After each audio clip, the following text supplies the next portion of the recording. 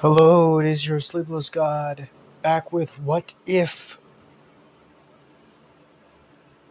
Gilgamesh was in Harry Potter's body. That's the second time I finally got this title right. Motherfucker, I finally got it. Uh, Last time we left off, we mentioned how uh, Harry heard Quirrell and Snape talking. Basically, Snape threatening Quirrell, and, you know, most of the time, Harry was on Snape's side. Hey, it's not Harry. It can't be Snape for these reasons. But this time he actually was like, maybe it is Snape. And then he put some reason into it. That was Harry saying that. That was Harry, like, suspicion. It's now Gilgamesh's turn. It's not. If if you're on the other side of the conversation, listen to it. If you were trying to get some information out of someone, you'd be threatening them. You'd be trying your hardest. Uh, with that, you know, to talk to Harry. Uh, Harry figured out that, uh,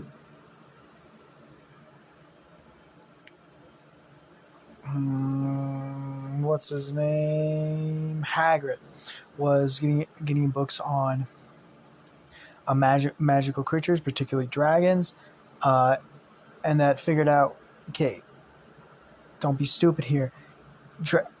He's been wanting a dragon for how long? Forever, and finally someone, and it's highly illegal to carry dragons around, just gives him one. Something seems fishy here. So he figured out that Quirrell or Snape learned how to put Fluffy to sleep. Now let's start the video. As Harry, for the past couple of days, have been basically stressed the fuck out. Because he loves Hagrid, not gonna lie to him, but Hagrid is so stupid. So, with that,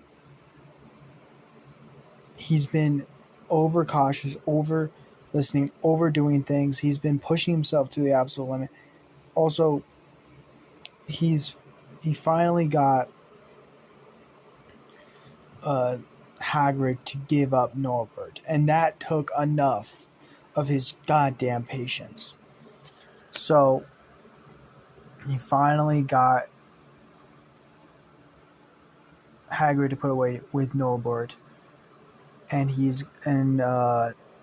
Ron's brother's going to collect him, particularly Ron brother's friends, on one of the highest towers.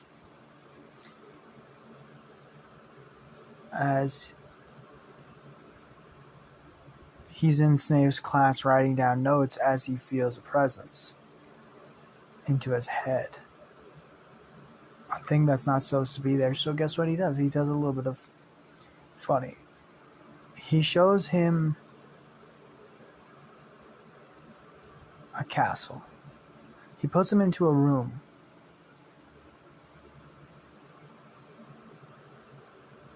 And a lion eats him.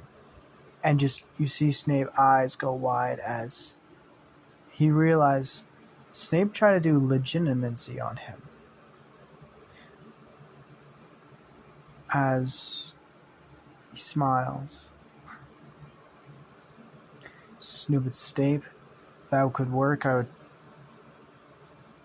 more people than I could count could get into my head, especially into my soul. As Harry stays after class that day, he now is specifically curious. He says, Snape, this is not a threat, this is not a promise, but if you ever get to try to bust through my head again, it'd be something way different than just a simple lion attack. You will see. As Snape says, it's very impressive that you... It says, don't say that.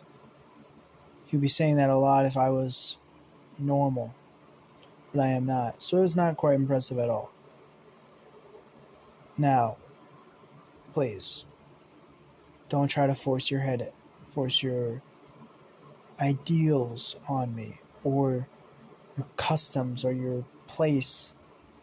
I am nothing but I'm nothing but a student to you. As he opens the door and walks out, as we go to Snape. As Snape, what he was trying to do with his legitimacy was trying to figure out, because Harry, at this current moment in time, is interesting. Snape doesn't know him enough for him to break down his process and get to it. As he's talking to Dumbledore about this, as Dumbledore said, "You did what?" He says, "I tried a legitimacy," and he says, "Oh my gosh, Severus, you fucking idiot." As he's like, what do you, as Dumbledore looks at him and says, "I want you to know this. Before Harry was born, we put the king of heroes into his body. We didn't know if he would survive or not, and he did.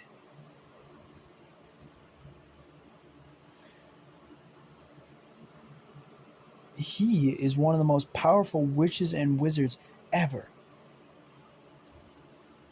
A simple legitimacy could have ended your life with ease." As Severus looks at him and just says, "What do you even mean?" He's a simple student, my ass. Okay, give me a second. How many things that he's shown that are incredible, unnatural? Good amount, I would say. His potion skills is incredible, and he's doing things that I only teach my expert classmates to do at their final level. Of course. As Dumbledore finally leans back in his chair and he says, "I want you to know this. That boy is something incredibly special to me and to the rest of the wizarding world. He is so special that I'd rather burn the world to the ground than lose him. So please, don't do that." As Harry is getting strained at this point. He's angry at this point. But Gilgamesh is trying to stay calm.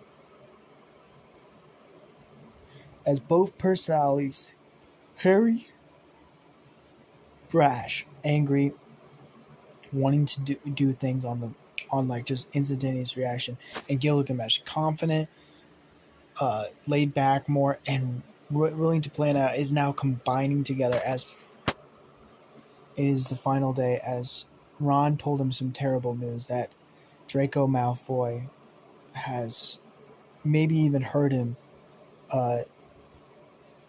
saw something, and maybe got the letter that he sent to his brother to pick up Norbert. As also he has a bite that Harry heals. Ron looks at Harry as he's like, "What did you?" He says, "Don't worry about it. All I want you to do is now you are playing lookout now." He says, "What do you mean?" "They're expecting to see you. Expecting you to get out. They're going to be watching you more than anyone else. If they told. I want you to stay here and play lookout, okay? If anyone walks in, send me a message." Because how can we know it? Just pop anything off we possibly can to get this done with. As him and Hermione Granger walking the corridors underneath the invisibility cloak, lucky is just long enough for both of them to fit under there, and just a little bit of room where the visibility cloak is not covering. As Harry is creeping, slowly using magic around him to sense around corner ways to see if there's anyone there, especially anything else. But when he finally gives Norbert away, this weight off his back finally gets off.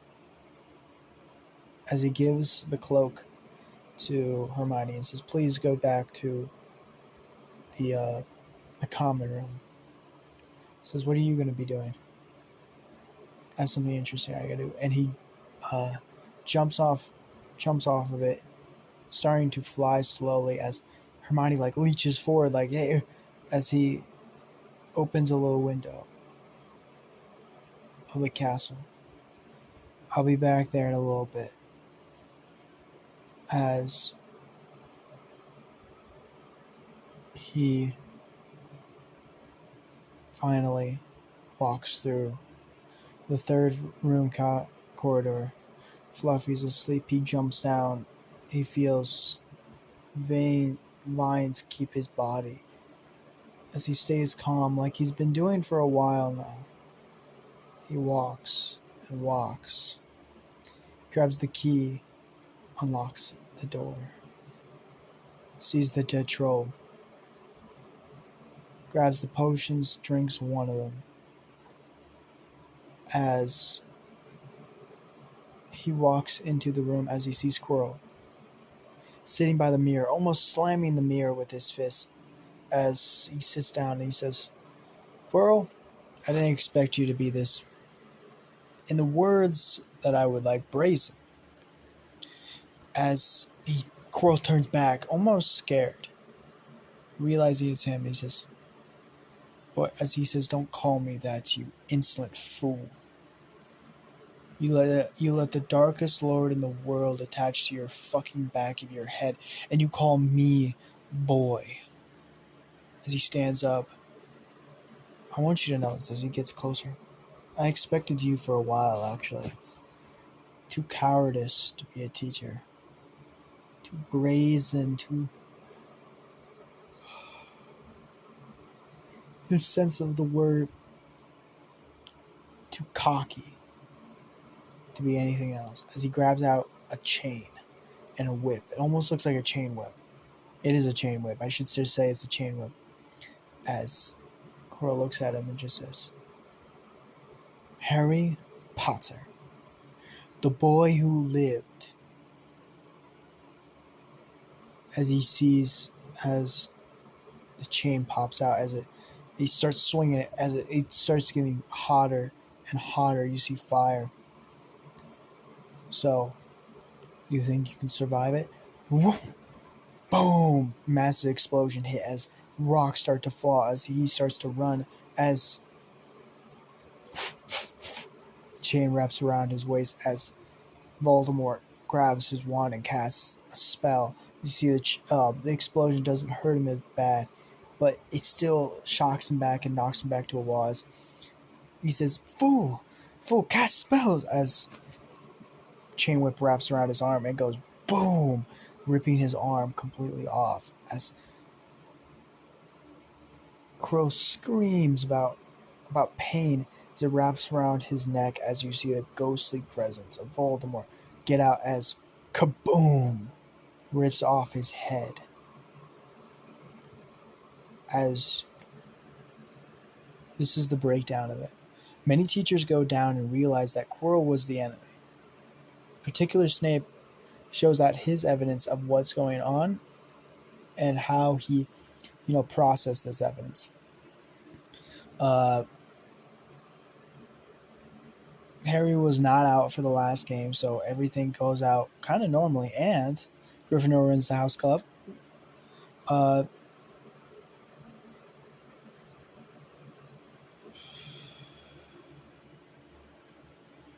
Minimum injuries to cast and crew, but Hermione and Ron are kind of angry with Harry, being like, you could have put us there. But he is sent to the principal's office to talk to Dumbledore. As Dumbledore said, you knew it was him.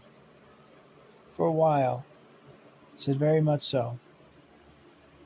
But I want to tell you this, Professor.